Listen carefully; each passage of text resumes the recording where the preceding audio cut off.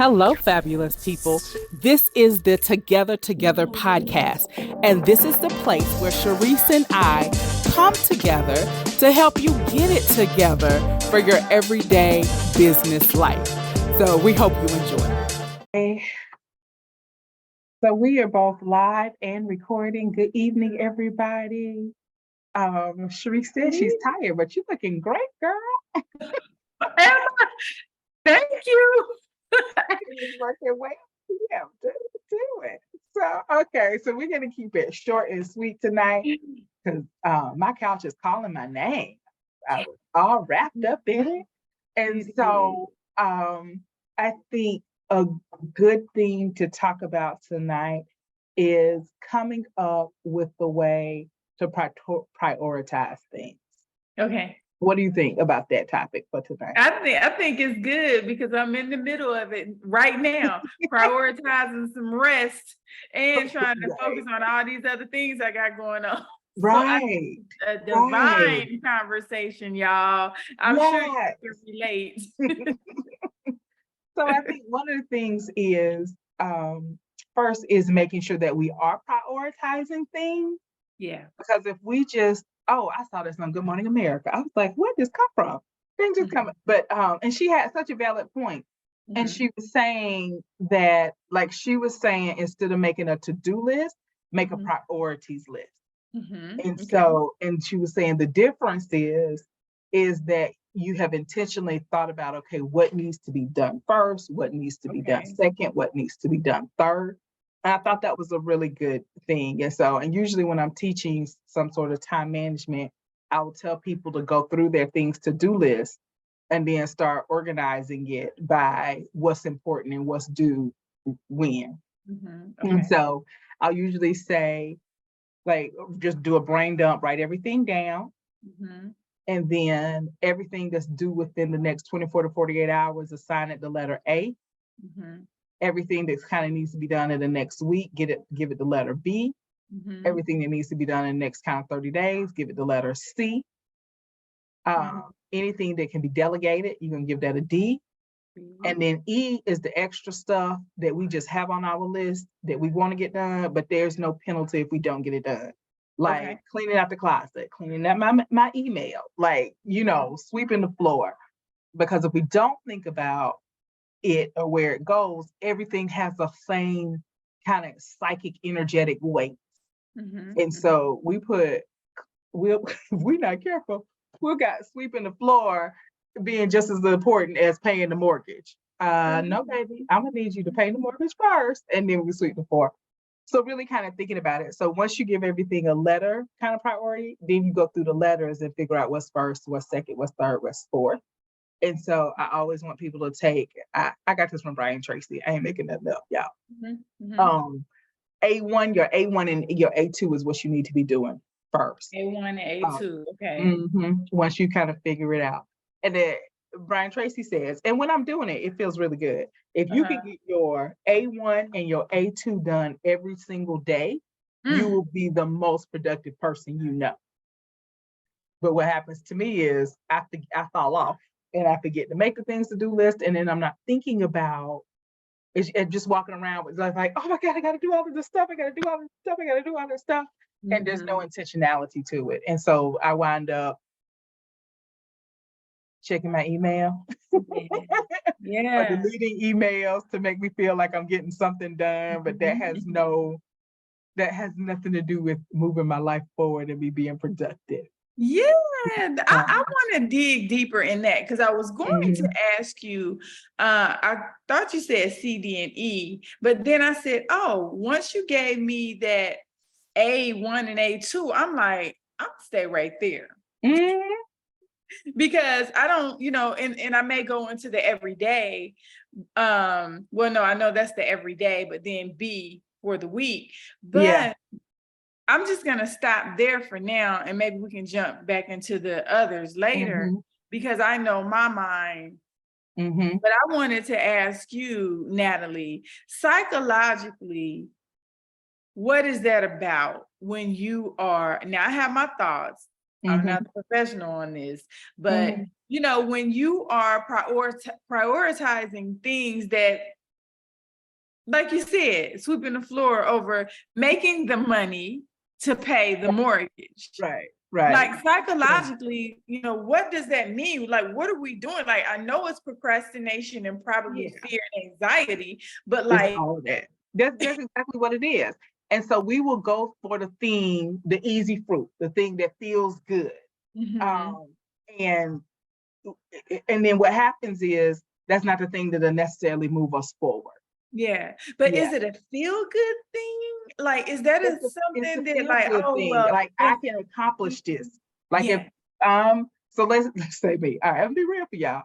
If I ain't looked at my accounts and I ain't 100% sure that the more than the mortgage payment is in there, I'd rather sweep the floor. Because I can sweep the floor, I can feel accomplished that it's done, I can feel good about the work that I just did. As opposed to facing, okay, what if the money's not there? And then I got to figure out where the money is, and then that makes me feel bad. And, and then, I just rather put my head in the ground and do something where I know I can feel good at. But look, if I know I got the money, if I know like everything's been flowing and clicking in, I'm like, you know when you feeling good, like I just did this client and I got this and this client and that workshop money came in and da da da da da, and you're not worried about it. It's not difficult then. Like boom, boom, boom, and I feel good about it. So anytime it gets a little difficult, we want to do the easy thing. It's like taking the easier path, the path of least resistance. Just do this. And so one of the things that Brian Tracy talks about on the ABC 1, 2, 3 method is A1 and A2. He calls them frogs. Okay. Because he has a book called Eat That Frog. Yeah, that's old. It's an old book. But Eat That Frog is the name of the book. And basically what he says is those two tasks, that A1 and A2, the ones that will make you the most productive, are probably the ones that are most challenging. Okay. And so he was saying you have to discipline yourself to eat those two frogs at the beginning of every day. And that it takes discipline and it takes perseverance and it takes, it takes discipline in me sitting down and identifying it, And so when I'm good, because I always put the dates on my things to do list. So I'm good. I got my things to do list. When I'm bad and I go look at the notebook, I'm like, oh, you ain't did a things to do list in 2 weeks. No wonder you walking around here looking crazy, not knowing what to do, not feeling organized, on top of your game. Because when I'm doing my things to do list every day, I am on top of my game. I feel on top of my game because I know exactly what I got to do and what needs to be done next with that. But if it's something about when it's in our head, it feels more stressful. It feels like everything's carrying the same weight. And so it's really a skill I think we have to build. And I think every productivity class I've ever taken talks about kind of doing that brain dump and it varies. Some classes say do it at night before you go to bed. So you know what you have to, how you need to start your next day. And then some classes say you can do it first thing in the morning.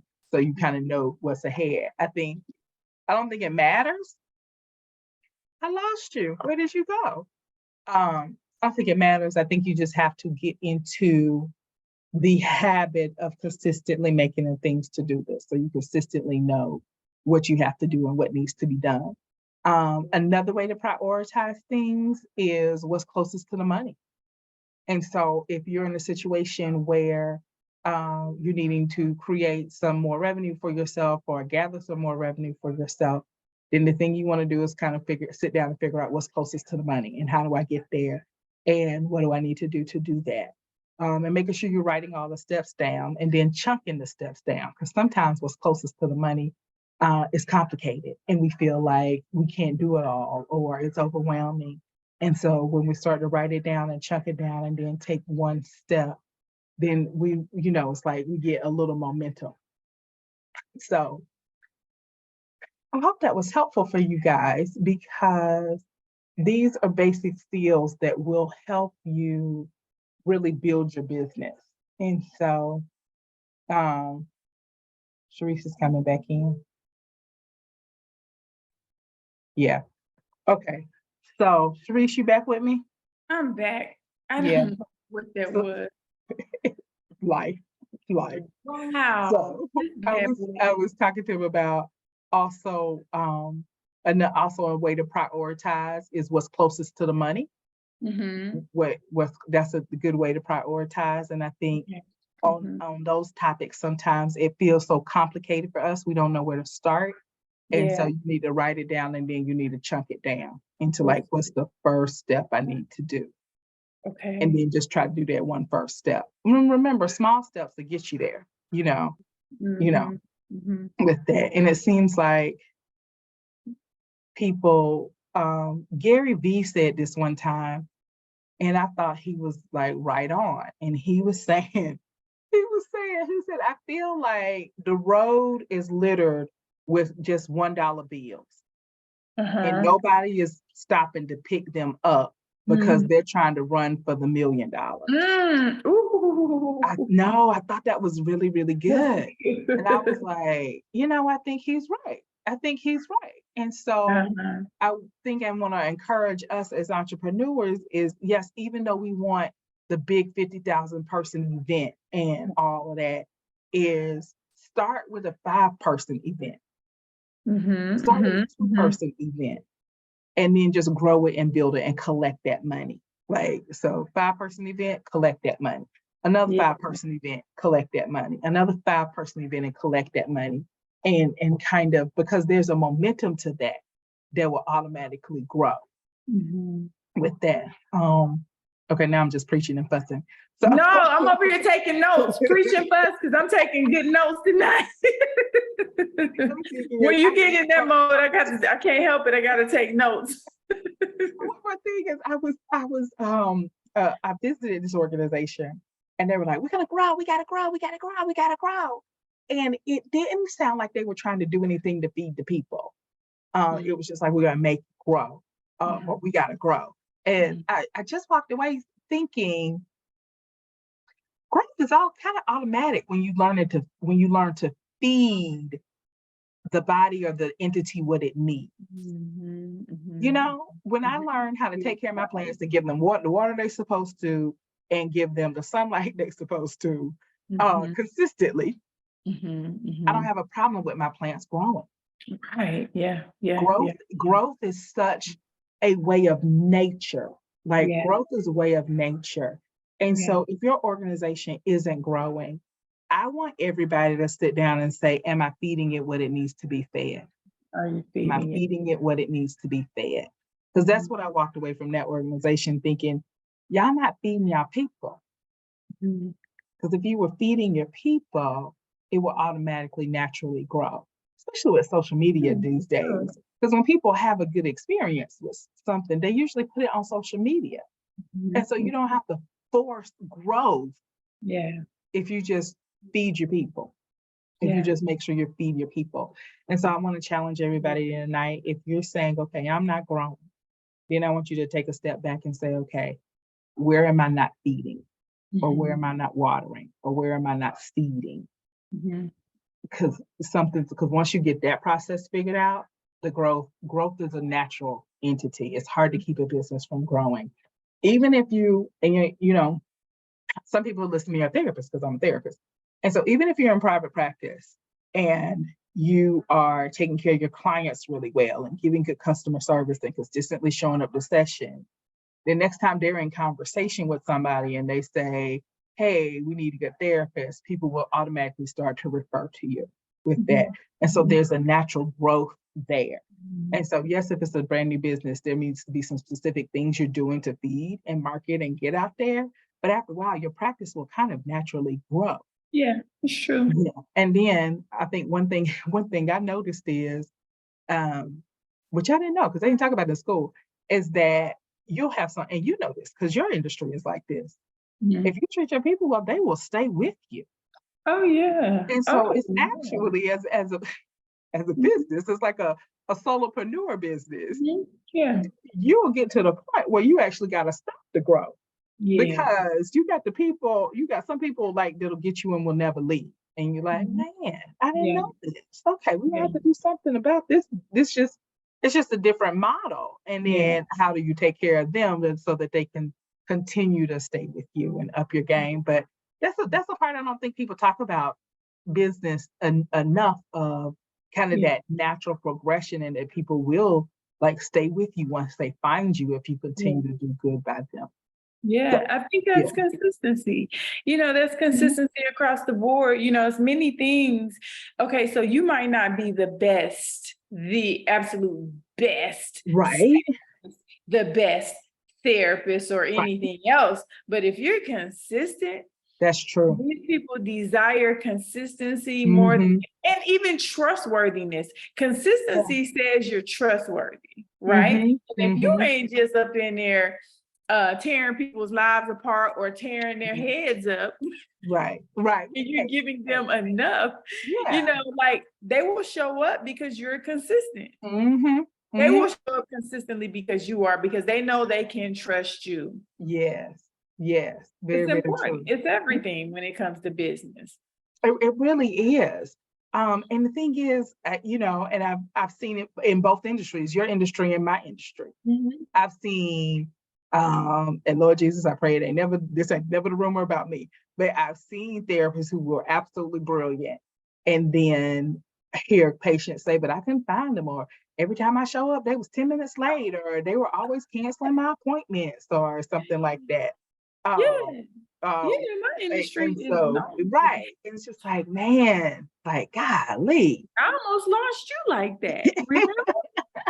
It wasn't my norm. You repaired that. I don't even remember that. I know, but I just have to remind. I love only reason I like to bring it up is because of the work that I think that we both put into it, Natalie, to maintain the relationship. That was important to me. You know what I mean? Like, I felt like it was important for me to hopefully give you an opportunity to give me the opportunity to show you who I really am. And then look where we are. A lot of people just say, you're right, look at where we are. It just gives me goosebumps. It does. Yeah, it really, and imagine where we're going. This is just the beginning. That's a really good one. That's a really good one. And so, so consistency, consistency. And I think that's the name of the game, even with that overwhelm and things to do list, if you can get consistent. And I'm talking to myself. I could look at my things to do list right now, and I can tell you it's not consistent. I'll be on it one day and I'll be off for 5 days, and then I'll be on it one day and then I'll be off. And so if I could really get back to my morning routine effective tomorrow, now that we're having this conversation. What's your morning routine? Say what? What is your morning routine? Talk to me. So when I'm on it and when I'm doing really good, I get up and go to the gym. And so, and it's not like I'm doing a big gym workout. I'm walking on the treadmill for at least 20 minutes. That's it. That's it. That's all I require of myself. Did I make it? Did I walk it? And so usually the gym is about 20 minutes away. So usually I'm listening to something on the way, then I'm at the gym, probably listening to something. And on the way home, I'm listening to something. So altogether, there should be an hour of me taking in information. Okay. Okay. And usually when I'm doing good, either at the gym, in my car, right when I get home, then I'm doing making out my things to do list, kind of doing that, making out my gratitude list, and just 10 things I'm thankful about. And those hard days, it might be I'm thankful for each one of my toes. I'm thankful that I can still walk. I'm thankful for oxygen. I'm thankful for the sky being blue, but to really make sure I'm kind of operating in that spirit of gratefulness and thankfulness. And then I rewrite my goals with that. Love when I'm on it, and I do that. And let's see. After that, I'm eating a good breakfast, getting in the shower, and I'm ready to go. Yeah. It sounds like the feeling good as hell formula to me. Sounds like my morning routine. So what time do you get up for it? Now that's probably inconsistent too. So anywhere between the time of 5 and 7. Oh, that's if good. I want it to happen, anywhere between 5 a.m. is preferable. And I got my room set up to where my room will wake you up. And so, so even though my room is set to wake me up, meaning I got between Alexa and the smart lights. So kind of so at 5 a.m. the lights come on and a gospel song, thank you, starts playing. So if I'm good, I go ahead and get up. If I'm bad, Alexa, turn them lights back off. Alexa, stop playing music, and I'm back to sleep. And so it's so funny because every now and then I'll go out of town and I forget to turn my room off, and so I know my guests be like, "What's going on?" Right. I love it. Yeah, that's so, yeah. So I gotta get back on it. I'm going into fall, and I have a lot of things to do, and I'm constantly feeling like Monday. I really felt like I worked on Monday, and I don't feel like I got anything done. Yeah, but I know I worked. I worked. I felt myself working. I saw myself working. Like I was working, and I still don't feel like I got anything done, and I don't like that feeling. So at this point, if I had the time, the minute, the money, and the energy, I would probably just go out of town for a week and just like bang out some projects so I can feel productive because I'm working and like I know I'm working, but it just doesn't seem like I'm making. And I need to also figure out what would make me feel productive. Probably doing the A1 and A2 or whatever that is. Because whatever's and I can tell you right now, I've been really trying to do social media and I keep somehow not. So it feels like something that I've been trying to do for weeks and really get together a social media plan and get it posted and get it out. And I haven't. And so it's pieces that I'm doing, but I'm not getting it out. So that's what's making me feel like I'm working, but I'm not producing yet. And so identifying, and I think that's another important thing for entrepreneurs to think about is what is productive? What do I need to produce? Yeah. And then focus on producing that. And then one of the things that, as I'm thinking is, I think sometimes I'll try to do too much. So as I'm thinking about now, so as opposed to making one post, I'll try to figure out how can I make 100 posts and then get lost in that in 28,000 YouTube videos later when I could have just went and made one post for today. Yeah, for sure. So I was going to say something before that, but let me just speak to that social media thing real quick. So of course we all have that, most of us have that issue. But I personally, even if you hire somebody, I ended up working with someone, I still was having issues with getting them what they needed. Even though they made it easier for me, I still had, I was like, oh, great. But hold on, that doesn't sound like me. I wouldn't have did that. Hold on. When I kind of gave them a little bit of creativity, and moving forward, because that's how we're going to build a relationship. But so I said, okay, you handle this and I'm going to handle this. And I found that I decided I was just going to go ham on Facebook for a week. My goal is for 30 days. And I have been, it's been going pretty good. The engagement has been really good. So it hasn't been a plan. It's been what's been coming up and out. Yeah. And it's relevant. So I'm like, typing in. And one of the things was numbers. So I see my angel numbers all day, every day. And I really kind of was like, I see them too much to be sharing it because it's just ridiculous. But I started sharing it and people were just engaging like, oh my God, I've seen it all day today. That's my number, blah, blah, blah, blah, blah. And it just been very engaging and fun because I was asking people, hey, tell us what I did was, what does this number mean to you? Like one morning at 5:55 a.m. And people just started chiming in. It means this to me. I see it all the time, but I don't know what it means. What does it mean? So I asked people to say what it means to them. So that's been ongoing. And I'll post the number when I see it, not every time because I see them all the time. But now people are really engaging about that. And that gives me more things to just share. It just gives me permission to share more of what I'm doing and not being afraid to go on there too much. Ooh, girl, that podcast summit this weekend with David Shands. Tell me. it, girl, because I was expecting Baby May's I know we I was said having a whole- 5 minutes, Natalie, 5 minutes. 2 minutes for me, 2 minutes for you. Listen, first of all, Earn Your Leisure was there. Okay. Baby, I'm gonna stick with them. David, kudos to David. He did a great job in Miami. 800 people there, VIP, all-star tickets, everything. He did a great job. It was organized. It was on time. Very, very good. I'm so proud of him. Now, Earn Your Leisure. I'm gonna stay with them. Those gentlemen are on point because they were like, we're not. And it really resonated with me because I call myself a tastemaker, right? Gotcha. So they're like, we're not podcasters, we're tastemakers. This is a movement for us. This is a game. This is a legacy for us. This is not just a podcast. And then he was like, Dame Dash kept telling him, this ain't a podcast. Stop calling it a podcast.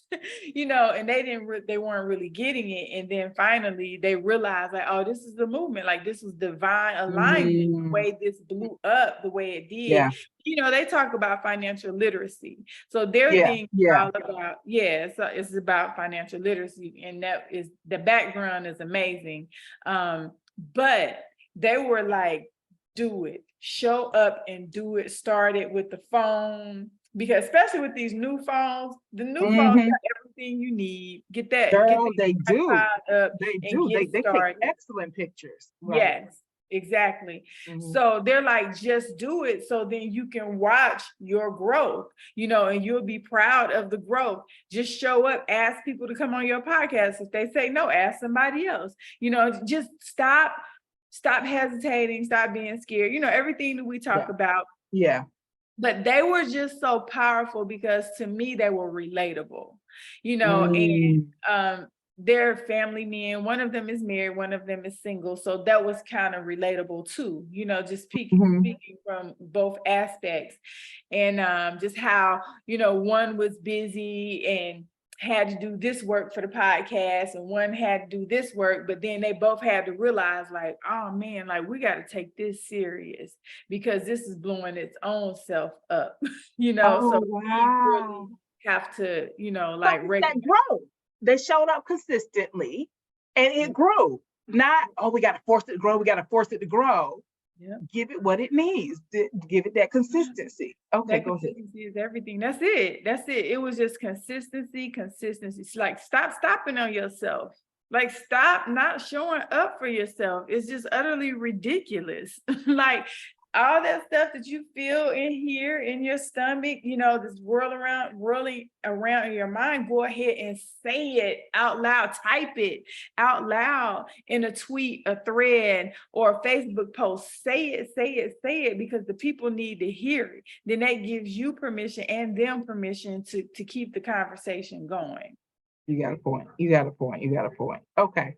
So don't overthink. Tag me. Like sometimes I'll tag my people. And I gotta get these podcasts back up on my page because people keep asking about it. So we gotta you got the link to the folder. Oh, right. So I can take that and link it back. I gotta remember that. Yeah. Okay. So you can just go into the folder. We don't need to do this on live, but anyway, you got the link to the folder. They all in the folder. Just take it. I got you. I just need to be reminded.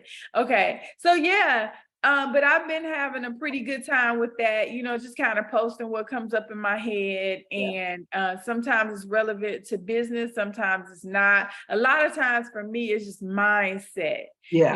What are you thinking? How are you thinking today? How are you feeling about yourself? How are you really feeling about yourself today? Right. Be honest, and it sparks a whole conversation, triggers other things, which is cool. Like, that's our communication now. So we just gotta roll with it.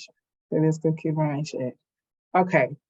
All right. I want to share a win with you guys real quick. So I've been courting this doctor's office. So I went and took them like little bags of candy. Then I think 2 weeks later, I took them some like donuts.